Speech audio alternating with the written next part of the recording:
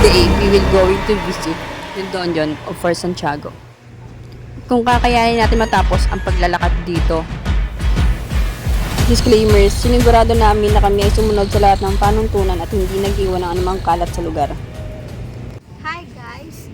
So, nandito po tayo ngayon sa Intramuros at susubukan po nating pasukin ang tinatawag nilang Dungeon Tunnel.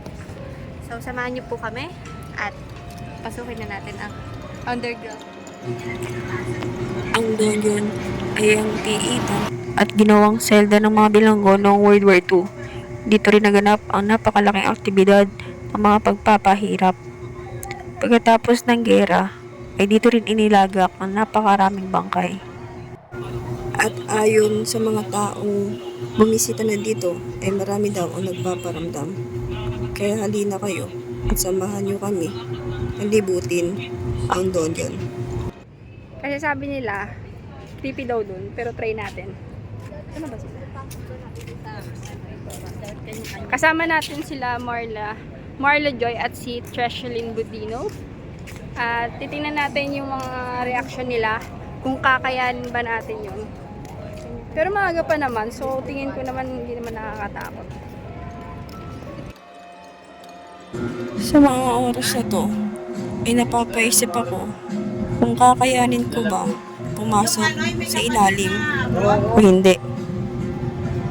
Pero pinipigilan ko na lang ang takot ko. At iniisip ko na lang na marami naman tao akong kasama. Pero paano kung may magparamdam nga? Paano kung may makita ako? Hindi ko alam. Isa lang ang alam ko. Kailangan kong matapos ito. So,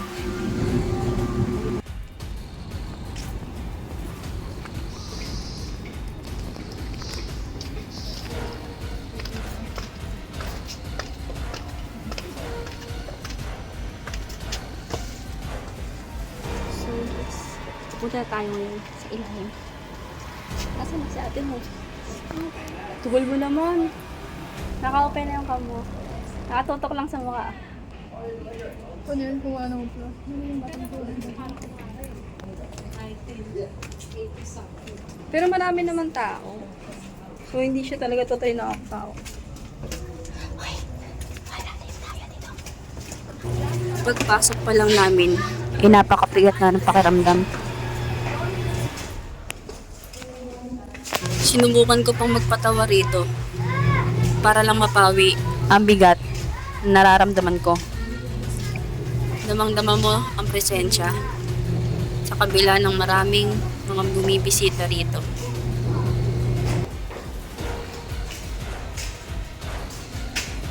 Sa Manila Masok.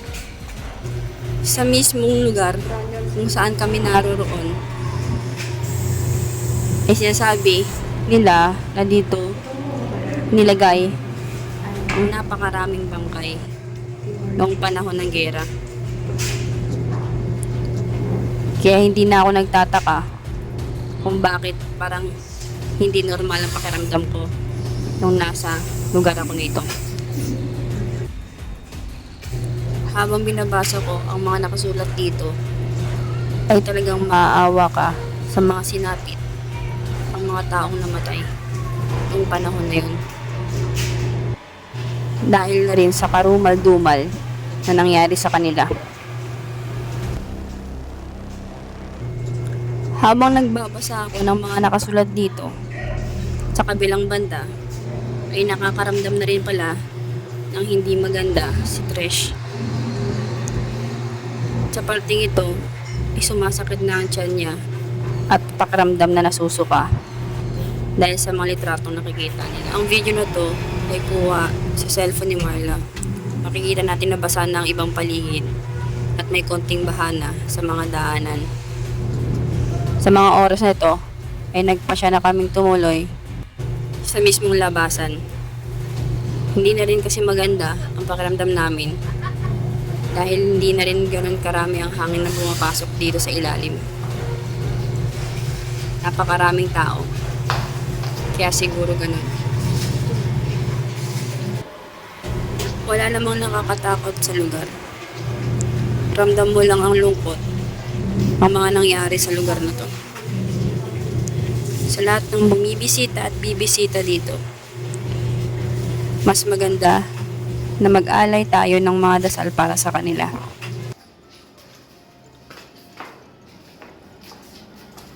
Kunti lang siya. Exit na tayo.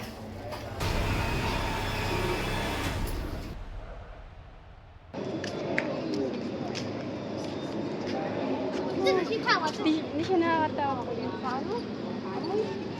Wala mo ano mo. Bakit? Kasi ano. Ayun. So ano, kamusta naman? Wala namang nakakatakot. Yun nga lang. Yung mga picture dun, no? Imagine dun talaga itinapon lahat.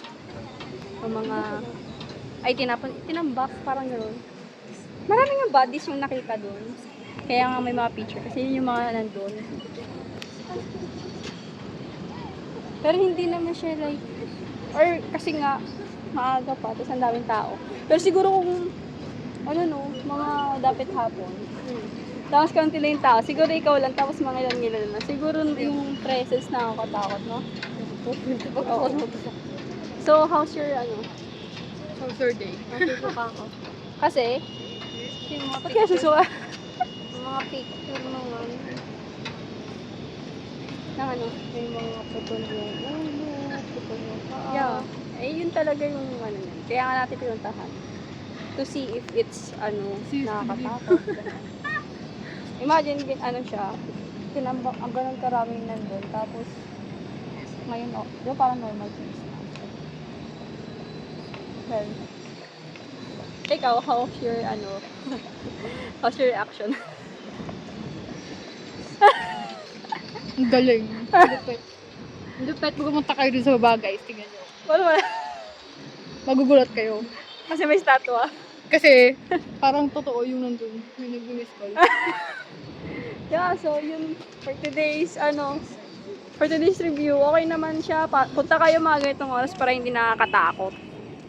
So, kung gusto nyo takotin yung sarili ninyo, pumunta kayo ng mga 6 onward, mga 5 onward, yung mga wala na masyadong tao para ma-feel yung presence nila.